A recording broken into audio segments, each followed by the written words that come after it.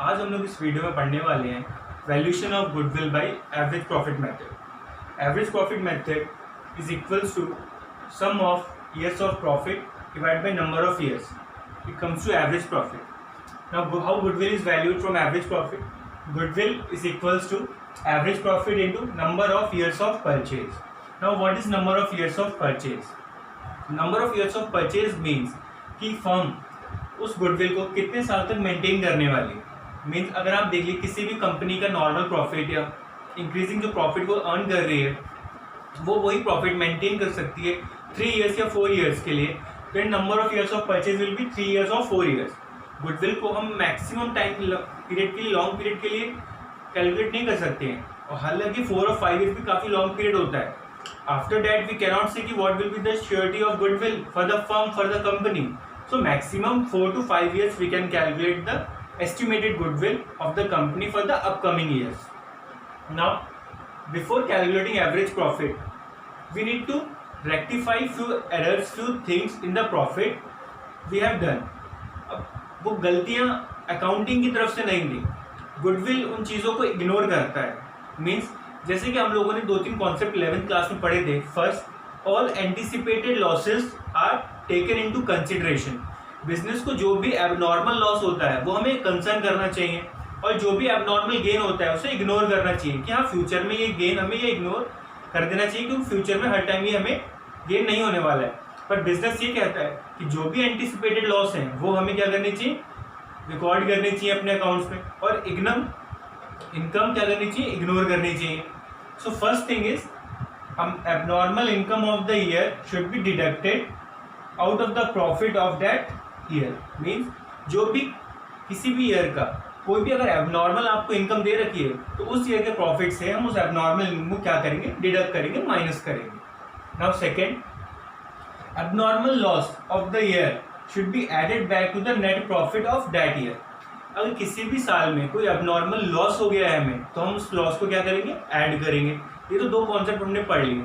Third concept, income from investment और lottery should be deducted from the net profit. अगर किसी भी year हमें इन्वेस्टमेंट पे कोई भी इनकम जनरेट हुई है या कोई भी लॉटरी से इनकम जनरेट हुई है जो नॉन रिकरिंग इन नेचर है, मीन्स फ्यूचर में वो इनकम दोबारा जनरेट होने के चांसेस बहुत कम है, तो ऐसी भी इनकम हमें क्या करनी चाहिए, डिडक्ट करनी चाहिए from the net profit. Okay, तो अब हम लोग एक क्वेश्चन डिस्कस करेंगे। पहले मैं एक इजी सा क्वेश्चन डिस्कस करूंगा जो आपके लिए हेल्पफुल होगा। लाइक आपके सामने एक क्वेश्चन मैं डिस्कस करने वाला हूं।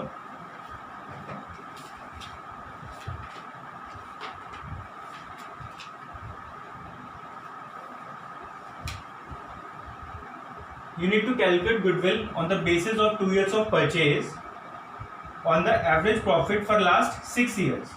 So we will calculate first average profit. अब मैं यहाँ पे मेंशन करता हूँ कि first year, second year, third year की क्या क्या आपको एवरेज प्रॉफिट दे रखे हैं। फर्स्ट ईयर का आपको क्या दे रखा है, second year, third, fourth, fifth, 6 years के आपको एवरेज प्रॉफिट दे रखे हैं।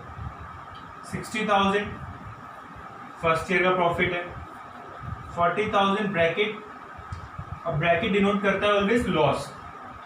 Then third year 30,000 loss, then next year 1 lakh profit, then next year 170 profit, then next year 220 profit. So what is average profit? Sum of profits of the losses of all years divided by number of years. अब जैसे कि इस question में हमें कोई adjustment given नहीं है किसी भी ईयर के प्रॉफिट में, तो हम डायरेक्टली वैल्यू पुट करेंगे। 60,000 एड, अब यहाँ पे माइनस करेंगे हम 40,000 because it is a loss. Then third year में again it is a loss है तो माइनस करेंगे। Then 1 lakh profit, add, again 170 profit, add, then again profit 220,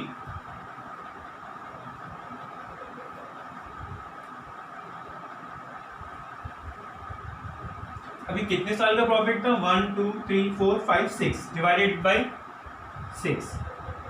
अब जो भी हमें लॉस दे रखे हैं वो हम लॉस क्या करने वाले हैं, इनसे माइनस करने वाले हैं। अब इन सबका अगर मैं टोटल करूं 220 plus 170 that is 390, 490 minus 70 that is 420, 420 plus 60 that is 480 divided by 6।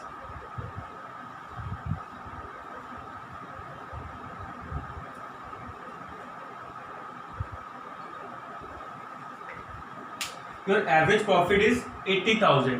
हमें क्या कैलकुलेट करना था, we need to calculate the amount of goodwill, so I am doing it here.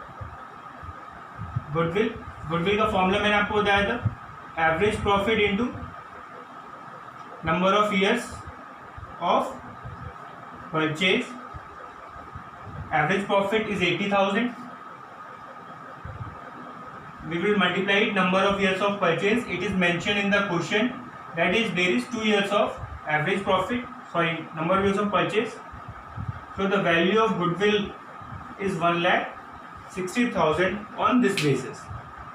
So आपने देखा कितना इजी था ये क्वेश्चन, सिर्फ हम एक सिंगल फॉर्मूला कर रहा था विदाउट एडजस्टमेंट। अब हम नेक्स्ट क्वेश्चन जो करने वाले हैं वो क्या करने वाले हैं, एडजस्टमेंट के बेसिस पे करने वाले हैं। आपके सामने एक सेकेंड क्वेश्चन आ गया है कि गुडविल आपको कैलकुलेट करनी है on the basis of 3 years of purchase और 4 years के आपको प्रॉफिट दे रखे हैं 2009, 10, 11 एंड 12 और 4 एडजस्टमेंट्स दे रखी हैं हर प्रॉफिट के लिए। अब जैसे कि मैं बात करूं आपकी फर्स्ट एडजस्टमेंट की, फर्स्ट एडजस्टमेंट में आपको प्रॉफिट गिवन है और ईयर्स ऑफ परचेज बताएं, 3 years ऑफ परचेज पे हमें गुडविल कैलकुलेट करनी है। अब सेकेंड एडजस्टमेंट की मैं बात करूं तो एबनॉर्मल लॉस दिया है 2009 में। मैंने बताया था जब भी एबनॉर्मल लॉस होगा हम उसको ऐड बैक करेंगे उस करेंट ईयर में जिस साल का जो एबनॉर्मल लॉस था। थर्ड ईयर में आपको एबनॉर्मल प्रॉफिट दे रखा है तो all the abnormal incomes are ignored, तो हमें सब्ट्रैक्ट करेंगे।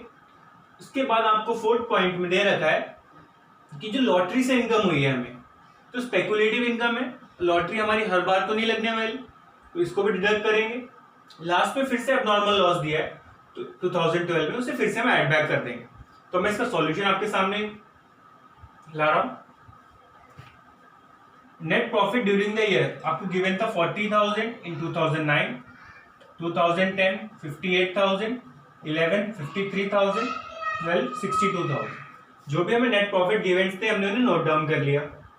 सेकेंड में आपको एबनॉर्मल लॉस गिवन था, एबनॉर्मल लॉस, जो भी एबनॉर्मल लॉस है हम उसे क्या करते हैं, ऐड करते हैं, because we need to take all the anticipated losses.